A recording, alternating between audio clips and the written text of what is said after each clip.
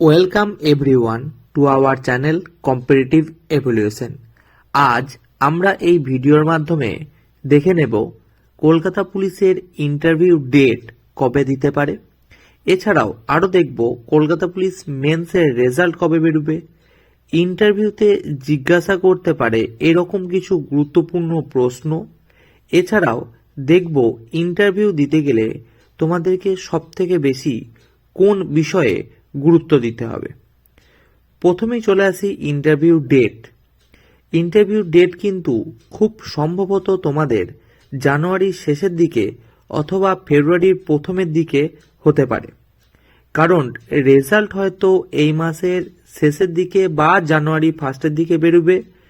খুব সম্ভবত কলকাতা পুলিশের নিয়োগ প্রক্রিয়া মার্চের মধ্যে সমাপ্ত হয়ে যাবে, তাই টাইম খুব কম। যারা মোটামুটি ভালো পরীক্ষা দিয়েছ তারা ইন্টারভিউয়ের জন্য প্রিপারেশন করতে শুরু করে দাও। মাঝখানে সময় তোমরা খুবই কম পাবে, তখন তাড়াহুড়োর মধ্যে প্রিপারেশন করতে গিয়ে অনেক জিনিসকেই হয়তো তোমরা গুরুত্ব দিতে পারবে না। আমরা প্রথমেই দেখব ইন্টারভিউ কি এবং ইন্টারভিউ কেন নেওয়া হয়, ইন্টারভিউতে কোন জিনিসের ওপর ইন্টারভিউয়াররা সব থেকে বেশি গুরুত্ব দেন। প্রথমে দেখে নাও, ইন্টারভিউ নেওয়ার সময় ইন্টারভিউয়াররা কখনোই তোমার জ্ঞানের পরিধিকে যাচাই করেন না। তারা যেটা দেখেন সেটা হলো তোমার মানসিক সক্ষমতা কতটা। অর্থাৎ আমার বলার উদ্দেশ্য হলো এটাই যে তুমি কঠিন পরিস্থিতিকে কেমনভাবে হ্যান্ডেল করো, সেটাই কিন্তু একজন ইন্টারভিউয়ার দেখেন। সুতরাং ইন্টারভিউ দিতে যাওয়ার সময় একটা কথা মাথায় রেখে দেবে যে একজন ইন্টারভিউয়ার তোমাকে যদি 10টা কোশ্চেন করেন এবং তুমি যদি বেশিরভাগ প্রশ্নেরই উত্তর দিতে না পারো, তাতে কিছু এসে যাবে না। কিন্তু সেই সময়ে তারা কিছু সিচুয়েশন বেস কোশ্চেন তোমায় জিজ্ঞাসা করবে। সেই সমস্ত প্রশ্নের উত্তর দিতে গিয়ে তুমি যদি ঘাবড়ে যাও, তাহলে তুমি কিন্তু ইন্টারভিউতে ভালো স্কোর করতে পারবে না। ওয়েস্ট বেঙ্গল পুলিশের ইন্টারভিউ দিতে গিয়ে আমার এক স্টুডেন্ট, সে বেশিরভাগ প্রশ্নেরই উত্তর দিতে পারেনি, কিন্তু সিচুয়েশন বেস কোশ্চেনগুলো ভালোভাবে উত্তর দিয়েছিল, তাই সে 12 নাম্বার পেয়েছিল।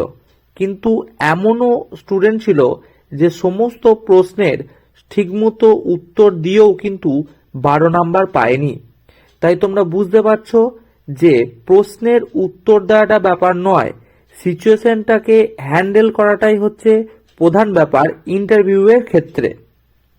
সুতরাং এটা মাথায় রাখো, কতগুলি প্রশ্নের উত্তর দিতে পারছো তার উপর কিছু নির্ভর করে না, কারণ তোমার জ্ঞানের পরীক্ষা তুমি আগেই 2বার দিয়ে এসেছো, তবেই তুমি কিন্তু ইন্টারভিউ পর্যন্ত পৌঁছাতে পেরেছো। সুতরাং এটা মাথায় রাখো, ইন্টারভিউ রুমে কোনোভাবে ঘাবড়ালে বা ভয় পেলে চলবে না।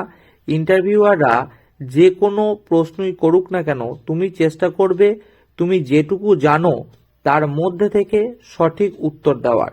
কখনোই ইন্টারভিউ রুমে না জেনে ভুলভাল উত্তর দেওয়াটা ঠিক নয়।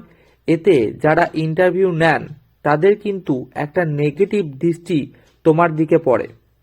এবার আমরা দেখে নেব ইন্টারভিউ রুমে কোন আচরণগুলো তুমি একবারই করবে না। ইন্টারভিউ রুমে তুমি এটা মাথায় রেখে দেবে, যত কঠিন পরিস্থিতি হোক না কেন কোনোভাবেই ভয় পেলে চলবে না।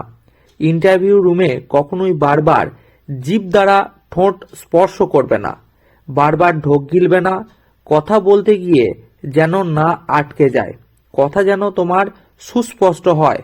হাত বা পা নড়ানো চলবে না, একদম চুপচাপ শান্ত মস্তিষ্কে চেয়ারের মধ্যে বসে থাকতে হবে, কারণ ইন্টারভিউ মানে কিন্তু তোমার মানসিক সক্ষমতা যাচাই করা। ইন্টারভিউ রুমে ইন্টারভিউয়াররা ছাড়াও একজন কিন্তু সাইকিয়াট্রিস্ট থাকেন, তিনি তোমার আচরণগুলোকে পর্যবেক্ষণ করে এবং তার হাতেও কিন্তু বেশ কিছু নাম্বার থাকে। তাই এই সমস্ত ব্যাপারগুলোকে ইন্টারভিউ দিতে যাওয়ার আগে ভালো করে মাথার মধ্যে ঢুকিয়ে রেখে দেবে। এই যে আমি তোমাদেরকে বারবার বলছি সিচুয়েশন বেস প্রশ্ন, সিচুয়েশন বেস প্রশ্ন বলতে কোন ধরনের প্রশ্নগুলিকে বোঝায়? সিচুয়েশন বেস প্রশ্ন হলো তুমি কোনো কঠিন পরিস্থিতিতে পড়লে কিভাবে সেই পরিস্থিতি থেকে বেরিয়ে আসবে, এই রকমই কিছু প্রশ্ন তোমাকে ইন্টারভিউয়াররা করবেন। তোমাকে তোমার সাধারণ বুদ্ধিমত্তা দিয়ে সেই সমস্ত প্রশ্নগুলির উত্তর দিতে হবে। এই ধরনের প্রশ্নগুলোর কোনো লিমিটেশন নেই, তাই এই ধরনের প্রশ্নগুলিকে হ্যান্ডেল কিভাবে করবে তা কিন্তু তুমি তোমার সাধারণ বুদ্ধিমত্তা দিয়েই করতে হবে। এই ধরনের প্রশ্ন যতই তুমি করে যাও না কেন, তাও এমন কিছু কিছু প্রশ্ন থেকে যায় যেগুলো তুমি কিন্তু সেই মুহূর্তে সাধারণ বুদ্ধি না লাগালে একবারই উত্তর দিতে পারবে না। তাই প্রিপারেশন করো, প্রিপারেশন করার সঙ্গে সঙ্গে সাধারণ বুদ্ধিটাকে ডেভেলপ করার চেষ্টা করো। এবার দেখা যাক এই ধরনের কিছু সিচুয়েশন বেসড প্রশ্ন সম্পর্কে।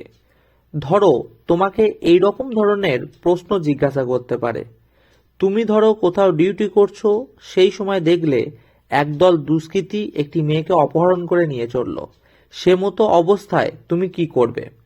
অথবা ধরো এই রকম প্রশ্ন, তুমি ধরো একটি জায়গাতে ডিউটি করছো, যেখানে দেখছো যে কিছু ধর্ম সংক্রান্ত বিবাদ চলছে। ধরো কোনো ব্যক্তি তোমার ধর্মকে অপমান করছে, তুমি ডিউটিরত অবস্থায় কি করবে, কিভাবে সেই পরিস্থিতিটাকে হ্যান্ডেল করবে, এই রকম ধরনের প্রশ্ন কিন্তু তোমার কাছে জিজ্ঞাসা করবে।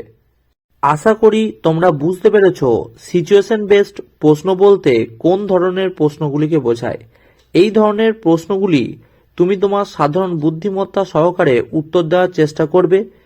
তোমরা যদি চাও আমি এই রকম ধরনের প্রশ্নগুলি তোমাদেরকে ভিডিওর মাধ্যমে দিয়ে দেওয়ার চেষ্টা করব। এছাড়াও আমি চেষ্টা করব ইন্টারভিউতে জিজ্ঞাসা করা বিভিন্ন ধরনের প্রশ্নগুলি কেমন হয় এবং তার উত্তর কিভাবে দিতে হয়। কারণ এর আগেও ওয়েস্ট বেঙ্গল পুলিশের মক ইন্টারভিউ আমি নিয়েছি এবং অনেক ছাত্রছাত্রী আমার কোচিং সেন্টার থেকে পাস আউট হয়ে বেরিয়ে গেছে। তাদেরকে কেমন ধরনের প্রশ্ন জিজ্ঞাসা করেছিল এবং তাছাড়াও আরও বিভিন্ন ক্যান্ডিডেটদের সঙ্গে আমি কথা বলে অনেক কোশ্চেন কালেক্ট করেছি যাতে তোমাদের সুবিধা হয়। তাই তোমরা যদি চাও আমি এই ধরনের ভিডিওগুলি নিয়ে আসব। এখন প্রশ্ন হচ্ছে, ইউটিউবে অনেকজনই দেখছি টাকা নিয়ে এই ধরনের প্রশ্ন উত্তর দেওয়ার কথা বলছে।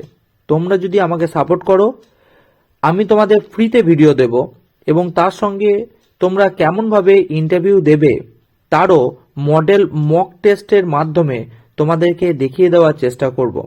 আমার চ্যানেলটিকে তোমরা শেয়ার এবং সাবস্ক্রাইব করো, যাতে এই ধরনের ভিডিওগুলো আমি তোমাদের সামনে আনতে পারি। এতে তোমরাই উপকৃত হবে। ধন্যবাদ।